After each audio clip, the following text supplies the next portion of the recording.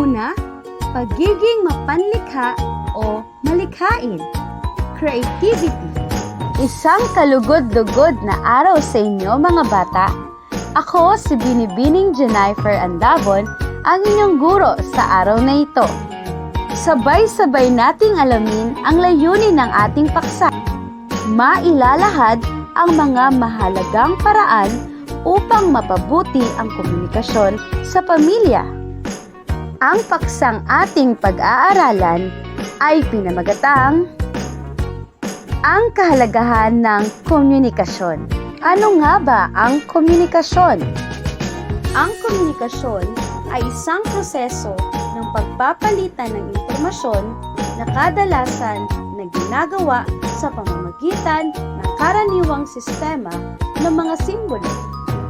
Ang mga sumusunod ay mga paraan upang mapabuti ang komunikasyon na umiiral sa pamilya.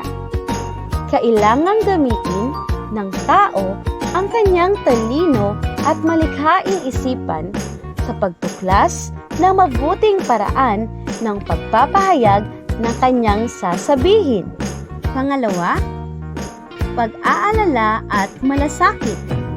Care and concern. Magkaroon ng malasakit at galang sa kausap, sino man o anuman ang kanyang katayuan o nalalaman. Kahit na bata, katulong sa bahay, o pulubi ang kausap. Pangatlo, pagiging yayag o bukas. Cooperativeness or openness. Sa pakikipag-usap, maging bukas lagi at manatiling tapat lalo na sa mag-asawa. Pang-apat, lugod o ligaya. Ang kaligayahan o lugod ng isang tao sa pakikipag-usap ay nakaaakit sa pagtitiwala ng kaharap. At ang panglima, atin-atin.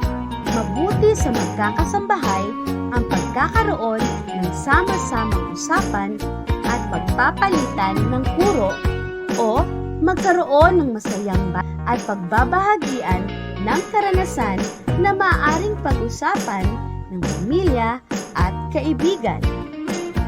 Ngayon, dumako naman tayo sa mga katanungan upang sukatin ng inyong natutuhan. Pagtatasa ng pagkatuto.